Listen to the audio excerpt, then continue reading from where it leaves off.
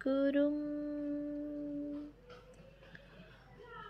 पादपद्मे त्वयोश्रित्वा प्रणमामि मुहुर्मुहुः। पूजनीय स्वामी गम्भीरानंदजी महाराजेर रचना শ্রীমা সারদা দেবী গ্রন্থ থেকে পাঠ। পৃষ্ঠা সংখ্যা 210। বেলুড় ও কাশী। ওই দিন জনৈক ভক্ত তাহাকে প্রণাম করিতে গিয়া জিজ্ঞাসা করিলেন, মা, সেবাশ্রম কেমন দেখলেন? মা ধীরভাবে বলিলেন, দেখলুম ঠাকুর সেখানে প্রত্যক্ষ বিরাজ করছেন, তাই এই সব কাজ হচ্ছে। এসব তাঁরই কাজ। মায়ের এই অভিমত শ্রীমৎ স্বামী ব্রহ্মানন্দজির নিকট নিবেদিত হইলে তিনি উহা স্বামী শিবানন্দজিকে বলিলেন। ঠিক তখনই মাস্টার মহাশয় অদ্বৈতাশ্রমে আসিলেন। তাহার ধারণা ছিল যে সাধন ভজন দ্বারা ঈশ্বর লাভ না করিয়া সমাজসেবায় ব্রতী হওয়া শ্রী শ্রী ঠাকুরের ভাবের অনুকূল নহে। ব্রহ্মানন্দজি ইহা জানিতেন, তাই তাহাকে আসিতে দেখিয়াই কয়েকজন ভক্ত ব্রহ্মচারীকে তাহার নিকট গিয়া জিজ্ঞাসা করিতে বলিলেন, মা বলেছেন সেবাশ্রম ঠাকুরের কাজ, ঠাকুর প্রত্যক্ষ রয়েছেন, আপনি কি বলেন? মাস্টার মহাশয়কে দেখিয়া সকলে একযোগে প্রশ্ন করিতে লাগিল। মহারাজও উহাতে যোগ দিলেন। তখন মাস্টার মহাশয় হাসিতে হাসিতে বলিলেন, আর অস্বীকার করবার জো নেই। ব্রহ্মানন্দজি প্রতিদিন সকালে বেড়াইতে বাহির হইয়া লক্ষ্মীনিবাসে যাইয়া গোলাপমার নিকট শ্রী মায়ের কুশল প্রশ্নাদি করিতেন এবং পরে বালকের মতো রঙ্গ করিতেন। এইরূপে একদিন নিজের প্রাঙ্গণে উপস্থিত হইলে মাস্টার মহাশয় ঘর হইতে বাহিরে আসিলেন এবং উপরের বারান্দা হইতে গোলাপমা বলিলেন, রাখাল, মা জিজ্ঞেস করেছেন আগে শক্তি পূজা করতে হয় কেন? মহারাজ উত্তর দিলেন, মার কাছে যে ব্রহ্মজ্ঞানের চাবি, মা কৃপা করে চাবি দিয়ে দোর না খুললে যে আর উপায় নেই। এই বলিয়া তিনি বাউলের সুরে গান ধরিলেন, শঙ্করী চরণে মন মগ্ন হয়ে রও রে, মগ্ন হয়ে রও রে, সব যন্ত্রণা এড়াও রে। এই তিন সংসার মিছে মিছে ভ্রমিয়ে বেড়াও রে, কুলকুণ্ডলিনী ব্রহ্মময়ী অন্তরে ধিয়াও রে। কমলাকান্তের বাণী শ্যামা মায়ের গুণ গাও রে, এ তো সুখের নদী নিরবধি ধীরে ধীরে বাও রে।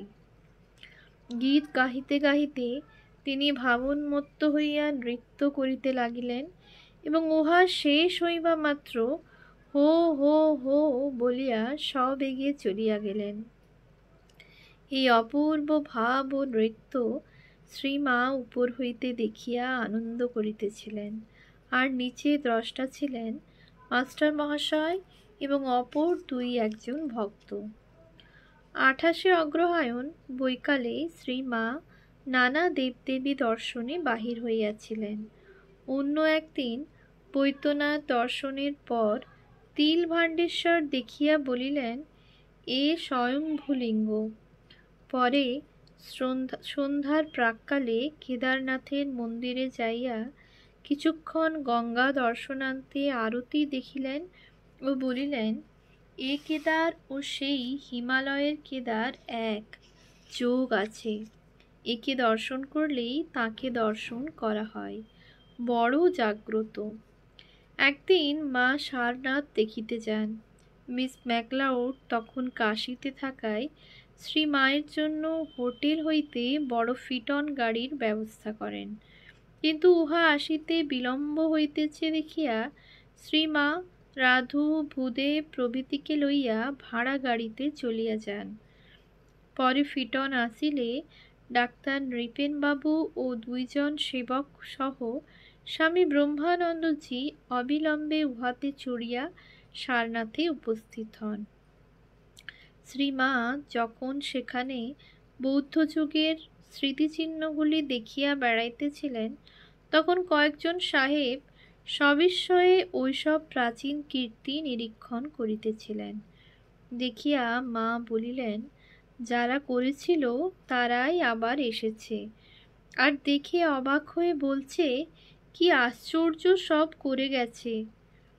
সারনাথ হইতে ফিরিবার সময় মহারাজ মাতা ঠাকুরানীকে ফিটনে উঠিতে অনুরোধ জানাইলেন, কিন্তু প্রথমে তিনি কিছুতেই উঠিলেন না।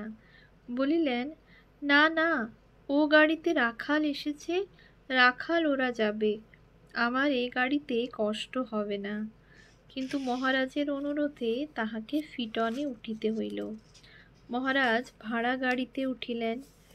মায়ের গাড়ি দৃষ্টির বাহিরে চলিয়া গেলে মহারাজের গাড়ি রাস্তার বাঁধের একটি বাঁকির মুখে ঘুরিবার কালে উল্টাইয়া পড়িল। ইহাতে মহারাজের কোনো গুরুতর আঘাত লাগে নাই। তিনি বরং প্রফুল্ল চিত্তে বলিলেন, ভাগ্যিস মা এই গাড়িতে যাননি। শ্রীমা এই ঘটনা শুনিয়া বলিয়াছিলেন, এ বিপদ আমারই অদৃষ্টে ছিল।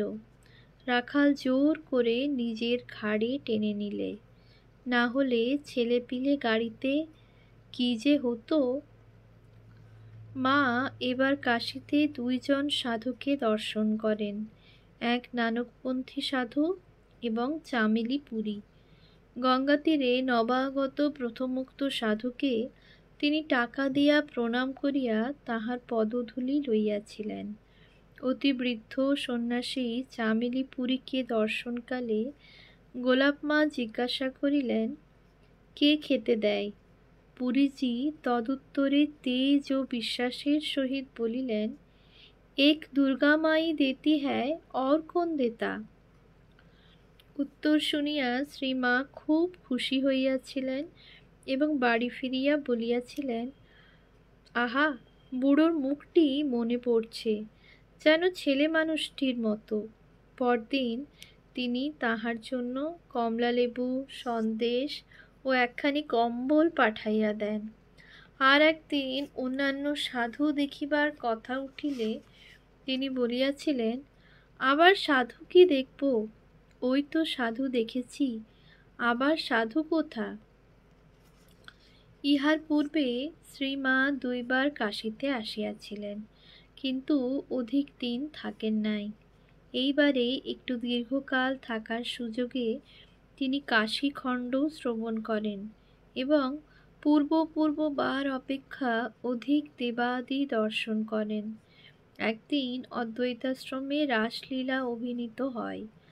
তিনি শ্রীকৃষ্ণ রাধিকার ভূমিকায় অবতীর্ণ বালকদ্বয়কে টাকা দিয়া প্রণাম করেন এবং তাহার দৃষ্টান্তে অপর অনেকেও ঐরূপ করেন। আর একদিন তিনি ওই আশ্রমে প্রায় 2 ঘণ্টা যাবৎ একজন পাঠকের নিকট শ্রীমদ্ ভাগবত ব্যাখ্যা শ্রবণ করিয়া আনন্দিত হন। এতদ্ব্যতীত তাহার আবাসস্থলে নিত্য অপরাহ্নে স্বামী গিরিজানন্দ তাহাকে ভাগবত শুনাইতেন। 30 ডিসেম্বর শ্রী মায়ের উপস্থিতিতে অদ্বৈতাশ্রমে সাড়ম্বরে তাহার জন্মতিথি উৎসব সম্পন্ন হয়। শ্রী মায়ের জীবনে উচ্চ ভাবস্রোত এবং পারিবারিক ব্যবহারের ধারা একই সঙ্গে এমনই ভাবে চলিত যে নবাগত সাধারণ মানবের পক্ষে উভয়কে পৃথক করা বা উহাদের স্ব গূঢ়ার্থ অনুভব করা দুঃসাধ্য ছিল। একদিন কাশীর কয়েকজন স্ত্রীলোক আসিয়া দেখেন শ্রীমা রাধু, ভূদেব প্রভৃতিকে লইয়া খুব ব্যস্ত, আবার গোলাপ মাকে নিজ ছিন্ন পরিধেয় বস্ত্র একটু সেলাই করিয়া দিতে বলিতেছেন।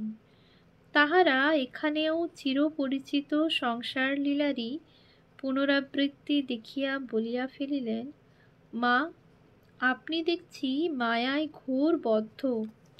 অস্ফুট স্বরে শ্রী মা উত্তর দিলেন, কি করব মা, নিজেই মায়া।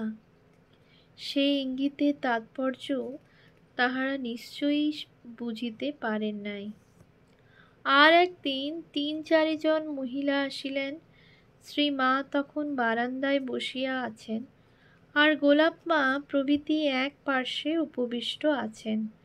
গোলাপ মাকে ভব্যা ও প্রাচীনা দেখিয়া একটি স্ত্রীলোক শ্রী মা জ্ঞানে প্রণাম করিলেন ও কথা বলিতে উদ্যত হইলেন। গোলাপ মা ব্যাপার বুঝিতে পারিয়া বলিলেন, ওই উনিই মা ঠাকরুন। মায়ের সাদাসিধা চেহারায় মহিলা আকৃষ্ট না হইয়া ভাবিলেন, গোলাপ মা রহস্য করিতেছেন। গোলাপ মা আবার বলায় অগত্যা প্রণাম করিতে যাইতে হইল। শ্রী মাও তখন রঙ্গ করিবার জন্য হাসিয়া কহিলেন, না না, ওই উনিই মা ঠাকরুন। স্ত্রীলোকটি তখন সমস্যায় পড়িলেন। উভয়ে একই কথা বলিতেছেন, সত্য নির্ণয়েরও উপায়ান্তর নাই। অবশেষে তিনি পূর্ব সিদ্ধান্ত অনুযায়ী গোলাপ মা মাতা ঠাকুরানী সাব্যস্ত করিয়া তাহার দিকে ফিরিলেন। তখন গোলাপ মা তাহাকে ধমক দিয়া বলিলেন, তোমার কি বুদ্ধি বিবেচনা নেই? দেখছ না মানুষের মুখ কি দেবতার মুখ? মানুষের চেহারা কি অমন হয়?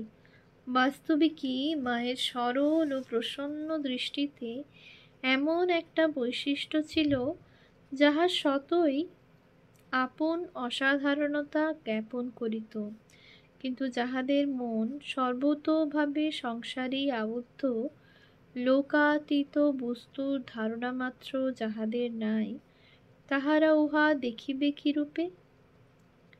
শ্রী মা ২রা মাঘ কাশী হইতে যাত্রা করিয়া পরদিবস কলকাতায় পৌঁছেন এবং তথায় মাসাধিক অবস্থানের পর ১১ই ফাল্গুন জয়রামবাটি যাত্রা করেন। ইহাই তাহার শেষ তীর্থ দর্শন। তাহার মর্তলীলার অবশিষ্ট বৎসরগুলি দেশ ও কলকাতায় ব্যয়িত হইয়াছিল। ওম শান্তি শান্তি শান্তি। হরি ওম তৎসৎ। শ্রীরামকৃষ্ণার্পণমস্তু।